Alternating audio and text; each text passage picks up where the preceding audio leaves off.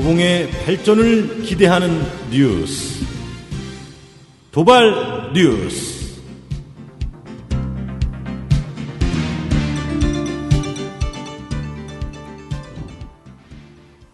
네, 마을신문 도봉의 라디오 방송 도봉의 발전을 기대하는 뉴스, 도발 뉴스 제8회를 진행하도록 하겠습니다. 진행에는 이재춘 말랑말랑한 정치부장입니다. 예.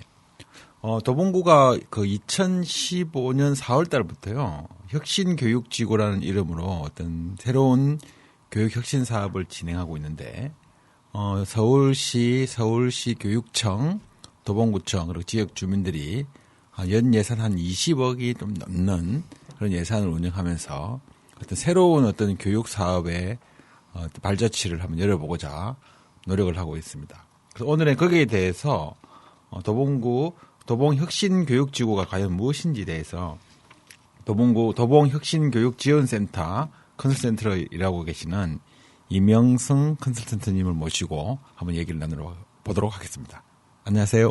네, 반갑습니다. 네, 방금 소개받은 도봉혁신교육지원센터 이명승 컨설턴트라고 합니다. 네네. 컨설턴트는 뭐 이렇게 기획도 하고 그 집행도 하고 그런 역할을 하시는 분을 컨설턴트라고 하는 거죠. 네. 실제 일은 다 하고 있습니다. 네, 네. 네.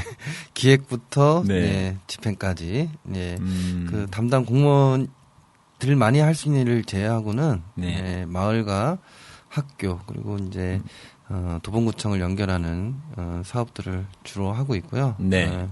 기본 사업에 대한 기획 방향 이런 것들을 잡아서 사업을 소개하고 안내하고 그리고 같이 만들어가고 있습니다. 네네.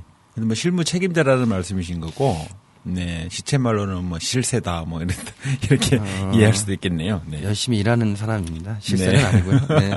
예. 그렇습니다. 그 혁신교육지구 이런 사업으로 어떤 도봉구가 어떤 사업을 진행하고 있는데 좀 약간 주민들이 듣기에는 좀 생소한 측면이 있거든요.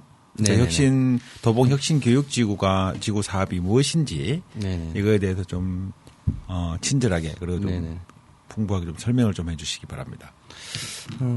이제 아마 생소하실 거라고 생각하는데요. 이제 혁신교육지구 이렇게 얘기를 하니까 아마 혁신학교는 아마 대부분의 분들이 아마 들어는 보셨을 것 같아요. 혁신학교는 있는데 혁신교육지구는 뭐냐, 뭐 이런 질문들을 좀 많이 받고 있는데요.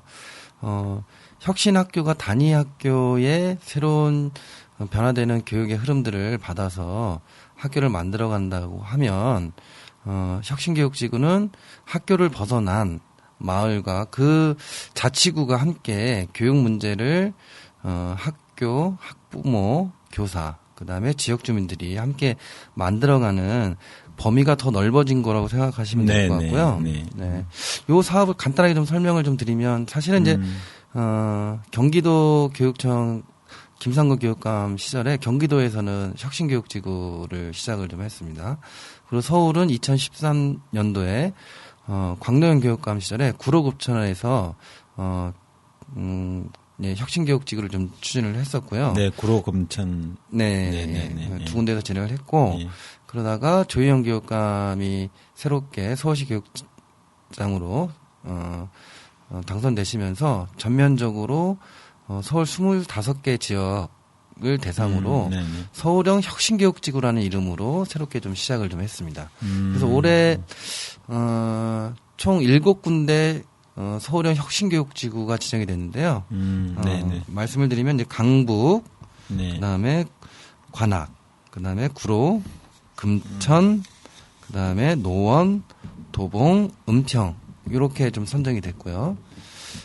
서울형 우선지구라는 사업이 있는데요. 이거는 이제 교육청하고 서울시하고 자치구가 다 같이 이 사업을 진행하기는 하는 건데 예산 투여 측면에서 봤을 때는 예산 투여에서는 서울시에서 독자적으로 진행하는 서울형 우선지구 사업이 있습니다.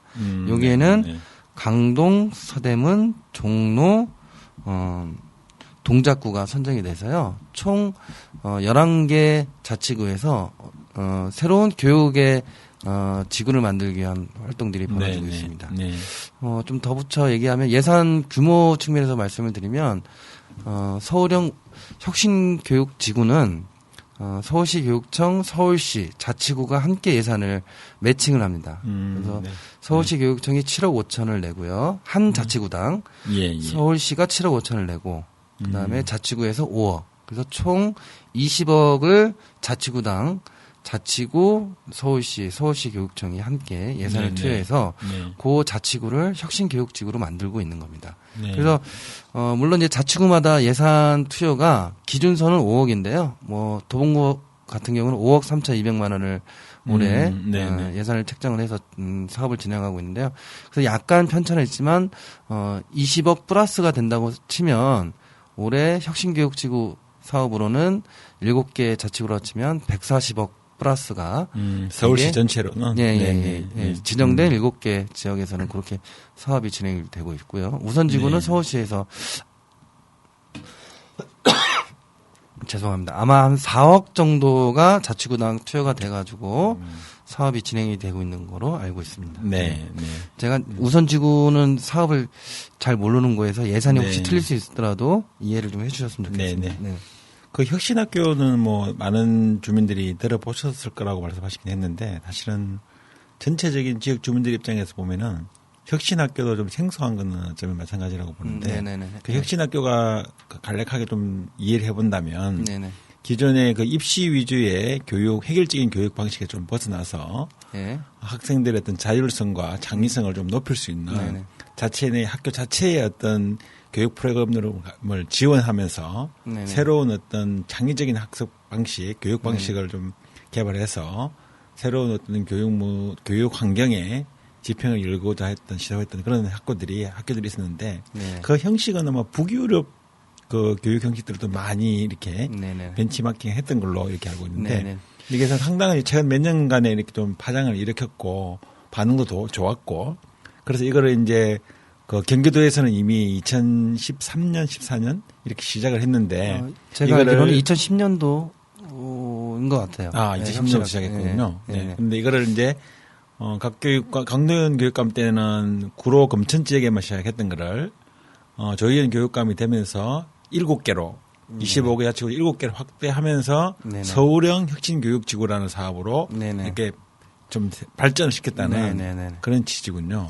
각 구별로는 한 40억 정도의 연 40억 정도의 예산이 연 20억 정도고요. 연 20억이군요. 그리고 이제 이게 2년 지정이기 때문에 총 예산으로 따지면 40억 정도가 2016년까지 사업이 진행될 겁니다. 예. 그러면 이거 뭐 이 정책을 가장 먼저 시작했던 데는 경기도라고 볼 수 있는 거고 이걸 좀 서울형으로 발전시킨 걸로 이렇게 이해가 되는데요. 그럼 이게 그 혁신 교육 지역 지구 이 사업에서 가장 큰 특징이라고 하면 좀 뭐로 들 수 있겠습니까? 저는 예전에 그 보면 이제 우리가 공교육 정상화를 얘기를 하면 학교에 대한 지원 부분들이 많았습니다. 그리고 학교를 변화시켜야 뭔가 새로운 교육의 대안들이 마련해질 거라고 생각을 했었는데 여러 가지 몇 년 동안의 그런 사업들이 물론 이제 성과도 있고 아까 말씀드렸던 혁신학교라는 그런 사업을 통해서 학교의 변모를 통한 아이들의 성장과 배움들을 새롭게 만들어내는 과정들이 있었는데 그것이 이제 단위 학교에 이제 머물다 보니까 그것을 좀 확대하자 뭐 이런 거고요. 가장 큰 특징은 저는 이제 마을이라는 개념들이 학교 공교육 정상화의 그 개념에 포함되고 있는 과도기적인 시기가 아닐까 생각이 듭니다. 잠깐 좀 자세하게 뭐 쉽게 설명을 해드리면 아이들의 배움과 성장이라는 것은 학교 안에서만 이루어질 수 있는 것이 아니라 학교를 나오는 순간에는 또 다른 새로운 마을이라는 학교 속에서 아이들이 배우고 그리고 놀고 그러면서 새로운 관계를 형성하면서 아이들의 성장들을 이끌어갈 수 있는 건데요.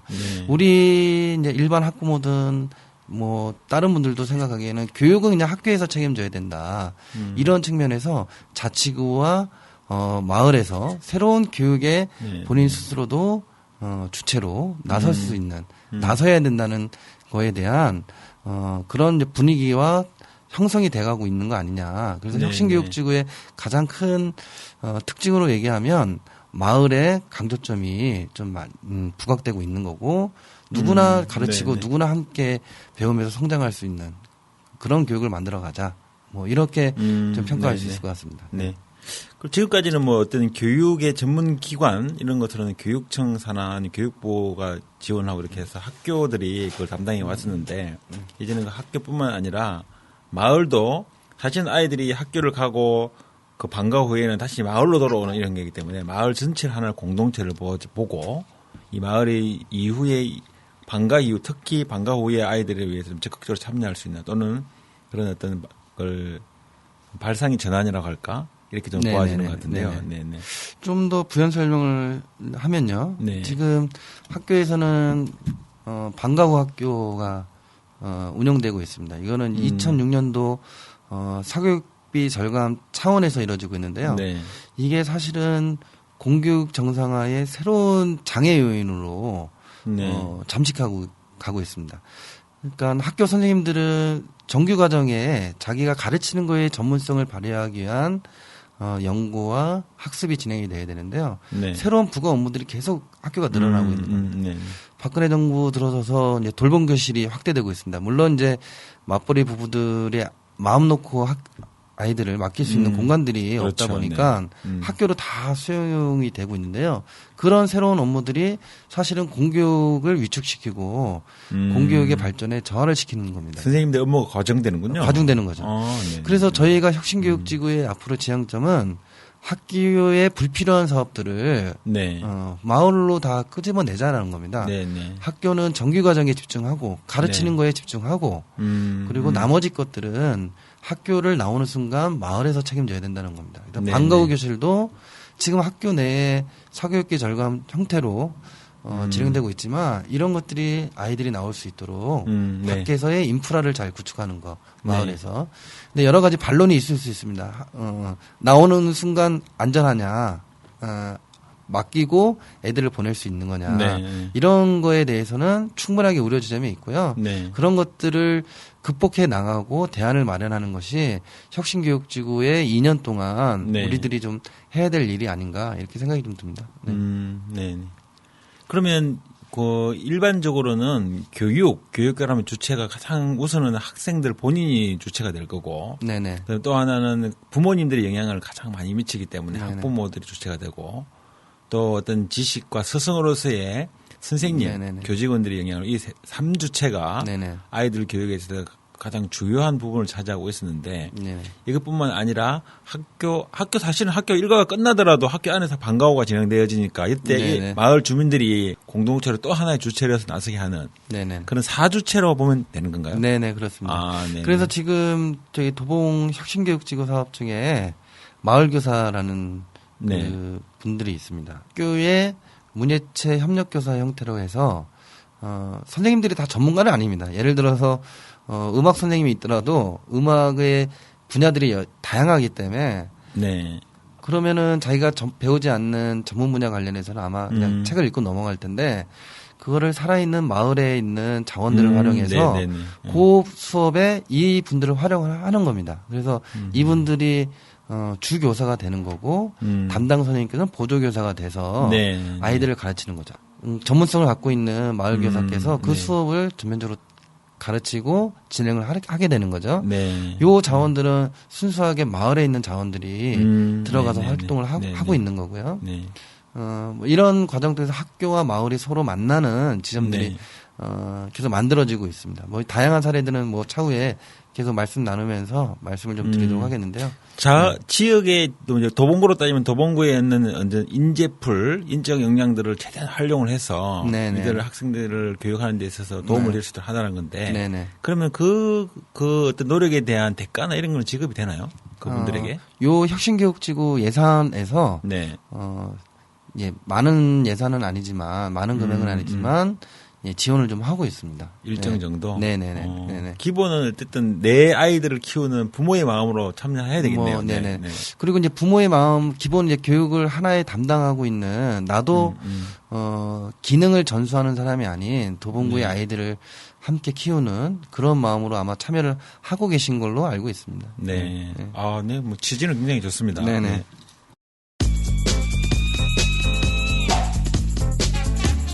여러분은 지금 마을 미디어 도봉N에서 만드는 도봉의 발전을 기대하는 마을 뉴스, 도발 뉴스를 듣고 계십니다.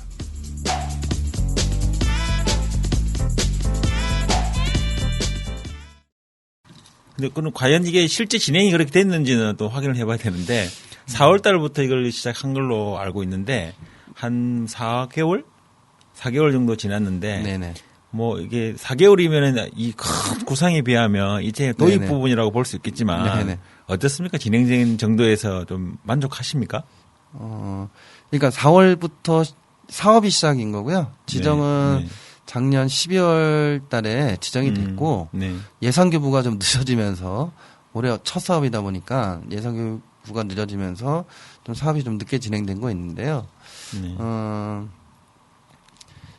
전반적으로 평가를 좀 해보면 쉼없이 사업을 진행하기도 좀 벅찬 시기였다라고 좀 네, 생각이 네, 되거든요. 네. 그러다 보니까 자연스럽게 이제 그 지역 주민들에게 혁신교육지구가 이런 거고 이렇게 같이 만들어가자고에 대한 가치나 이런 부분에 대해서는 좀 공유가 많이 좀 부족한 것 같고요. 홍보도 마찬가지고. 네, 네. 일단은 지금 사업에 좀 진행하는데 좀 급급했던 시기인 것 같고 이제 좀 사업도 진행하지만 이게 장기적인 지속 가능성을 가지기 위해서는 기반 구축과 사람들이 이제 새롭게 발굴되고 이분들이 새로운 교육의 주체로 나서는데 더 주안점을 줘야 되지 않겠냐. 그래서 하반기에는 좀 기반 구축 사업에 네. 좀 많은 부분들을 할애해야 할 생각입니다. 그래서 네. 8월 21일 날 다음 주 금요일 날도 요 사업을 진행하시는 분들 대상으로 네. 같이 참여하는 참여형 워크숍을 좀 진행할 거고요. 네. 그다음에 이제 교육자원 박람회가 10월 23일, 24일 날 있습니다. 이게 사실은 학교가 지역에 뭐가 있는지를 잘 모르십니다. 학교 선생님들 만나보면, 우리 학교 학생의 이러한 사례를 가지고 어디 지역에 이제 도움을 요청하고 싶은데, 네네. 네, 사실 잘 모릅니다. 인재적 역량들이 어떻게 돼가 있고 어떤 기관에서 활용할 수 있는가 이런 것들을. 예, 예. 그래서 저희가 23, 24일 날 네. 도봉구 교육자원 박람회를 준비를 하고 있습니다. 그래서 학교와 마을의 교육자원 만남의 형태로 해가지고요. 학교 선생님들이 보시기에는 이런 사례와 이런 기관에서 이것을 수행할 수 있구나. 그럼 학교와 마을이 만나는 이런 네. 장을 좀 준비를 좀 하고 있고요. 네. 교육 관련한 원탁 토론을 좀 준비하고 있습니다. 내년도 사업뿐만 아니라 도봉구의 이제 향후에 교육 정책들이 좀 어떻게 가야 되는지 네. 생생한 주민들의 목소리를 좀 담을 수 있는 네. 그런 원탁 토론을 좀 준비를 하고 있습니다. 네. 네. 어쨌든 초반부는 3주체, 4주체들의 이해와 인식을 높이는 데 주력을 좀 많이 하겠군요. 네네네. 그렇습니다. 네. 가장 그 당사자 본인이라고 할 수 있는 당사자들인데 네. 학생들 반응은 어떻게 좀 들어보셨습니까? 최근 한 4개. 좀 설명을 좀 잠깐 좀 드려야 될 것 같아요. 네. 이번 이제 2015년 서울형 혁신교육지구 사업은 총 4가지 필수 과제가 있습니다. 그리고 네. 나머지는 이제 자치구 특화 사업으로 해서 공모 사업이 진행이 됐는데요. 첫 번째 필수 과제 첫 번째는 학급당 학생 수 25명 감축 사업입니다. 필수가죠. 이건 꼭 해야 되는 거군요. 모든 혁신교육지구를 네. 추진을 받고자 하는 그리고 지금 7군데가 선정이 됐다고 하는데요. 여기는 다 요 필수 과제를 진행을 해야 됩니다. 우리 지역에서는 지금 방학 중에 하나급이 늘었고요. 1학년에 북서울중학교 3학년 네. 하나급이 늘었고요. 신방학중학교가 1학년 대상으로 2학급이 증설이 됐습니다. 창동중은 1학년에 2학급이 진행이 됐고요. 여기에 들어가는 기간제 교사 관련한 예산을 좀 지원을 하고 있습니다. 네. 그래서 학급당 학생 수 25명 감축 사업은 쉽게 이해하시면 학급당 학생 수가 적으면 네. 수업의 질이 높아지는 거는 당연한 거잖아요. 근데 그렇습니다. 저희가 이제 기대를 했던 거는 단순하게 학급의 학생 수만 줄 것이 아니라 새로운 이제 수업 방식, 네. 생활 지도들이 새롭게 혁신이 일어났으면 좋겠다는 겁니다. 요거를 잠깐 설명을 하면은 프로젝트 수업이라든지 모든별 수업이라든지 네. 이런 것들을 좀 하자는 겁니다. 네. 그러니까 일반 칠판에 두고 설명할 것이 아니라 그룹별로 과제를 주고 과제를 토론하고 네. 참여형 수업 방식들이 가능하도록. 주입식에서 참여형으로. 네네. 그런 게 있고요. 25명이다 보니까 뭐 담임 선생님께서 학생들하고 생활 면담이라든지 주기들이 빨라질 수밖에 없는 겁니다. 더 애들의 면밀한 부분들을 잘 파악할 수 있을 것이니까요. 서울시 교육청이나 자치구나 그 서울시에서 진행할 문제가 아니라 사실은 국가적 차원에서 학급당 학생 수 감축 문제를 풀어야 될 문제입니다. 지금 이제 서울의 혁신교육지구 사업의 필수 1과제로 들어와 있는 거고요. 두 번째는 이제 일반고 진로직업 교육 지원 사업인데요. 지금 일반고가 상당히 어렵습니다. 특목고, 일반고 이렇게 할 때. 뭐 이제 특목고, 자사고, 특성화고, 일반고가 있는데요. 성적이 좋은 학생들이 이제 뭐 특목고나 자사고, 자립형 사립고등학교. 네네. 요즘에 말이 좀 많은. 그다음에 특성화고. 예전에 따지면 뭐 실업계 고등학교로 이렇게 가시고 있고, 그다음에 일반고 상업고등학교나 뭐 공업고등학교 이런 데를 특성화고등학교로 하는군요. 그다음에 이제 일반고로 이렇게 학생들이 모이다 보니까 상당히 어렵습니다 지금. 대학교를 대학 진학을 포기한 학생들도 많고 이러다 보니까 수업하는 것 자체가 좀 어렵습니다. 그래서 조희연 교육감의 공약사항이기도 하는데요. 일반고 전성시대라고 해서 일반고를 좀 살리겠다 이렇게 얘기를 하고 있는 건데요. 여기에 관련해서 다양한 뭐 진로나 직업교육을 저희 혁신교육지구 사업에서 진행을 좀 하고 있습니다. 이게 필수과제 두 번째. 일반고를 살리는 뭐 핵심 방안이 뭔가요? 아니 일반고로 그 살리겠다는 핵심 방안이 뭐죠? 지금 이제 진학을 고민하는 거는 아마 학교에서 전문적으로 잘 할 겁니다. 근데 이제 진학을 포기한 친구들 관련해서는 직업 교육도 좀 필요한 거 아니냐. 그래서 두 가지 사업을 다 진행을 하고 있는데요. 진로 관련한 지원 사업도 좀 있고요. 그거는 이제 여러 가지 사업 중에 하나는 동아리 지원 사업을 좀 저희가 하고 있고요. 그다음에 대학 학과 탐방 사업도 좀 진행을 좀 하고 있고, 그다음에 그런 것이 좀 어렵다 하면 저희가 이제 직업 교육도 좀 하고 있습니다. 자격반을 운영할 수 있도록 직업 관련해서 배울 수 있는, 이게 일반고다 보니까 그런 교육들이 좀 잘 형성이 안 돼 있습니다. 그 일반고가 사실은 입시 위주의 교육을 하고 있다 보니까 그 진학을 포기한 학생들은 할 게 없는 거네요. 진로나 아니면 개성을 살려서 할 수 있는 것들 열어주겠다. 그렇습니다. 일반고에도 열어주겠다. 그래서 이제 그렇게 이제 일반고에서도 위탁형 직업학교에 가는 학생들이 있습니다. 예를 들어서 뭐 아이언 직업 전문학교라든지. 근데 그 대상 지원에 비해 모집이 너무 적다 보니까 거기도 치열합니다. 그래서 갈 수 없는 친구들은 같은 수업을 한 교실에 진행하고 있지만 너무 좀 어렵다는 것들이 가고 싶은 학생은 많은데 갈 수 있는 그 공간이 부족하군요. 그렇죠. 그러다 보니까 수용이 안 되니까 그냥 한 교실에 그냥 남게 될 수밖에 없는 거니까 진학을 꿈꾸고 공부하는 친구들과 진학을 아예 생각을 안 하고 있는 친구들이 같은 한 반에서 공부한다는 거는 서로 간에 좀 많은 어려운 점들이 좀 있는 것으로 이야기가 되고 있고요. 그리고 이제 세 번째 사업은 마을 방과 후 학교 사업입니다. 학교 방과 후 지원 사업은 이미 이제 뭐 서울시 교육청이나 이런 차에서 지원을 하고 있는데 필수 과제로 마을에서 방과 후 학교를 진행할 수 있도록 좀 해보자 이런 거고요. 그리고 도봉에서는 딱 두 가지 사업으로 표출되고 있는데요. 거점 방과 후 학교하고 주민 설계형 방과 후 학교로 사업이 좀 진행되고 있습니다. 말들이 다 어렵네요. 그러니까 아까 제가 말씀드린 마을 방과 후 학교라고 말씀드렸죠. 마을 방과 후. 마을에서 이루어지는 방과 후 학교. 거점 방과 후 학교? 거점은 그 전문성을 갖고 있는 뭐 기관이나 이런 데서 운영해서 전문성을 좀 하는 거고요. 주민 설계형은 5명의 주민들이 모여가지고 본인들이 사업을 설계를 해서 학생들을 모집해서 마을에서 방과 후 학교를 진행하는 겁니다.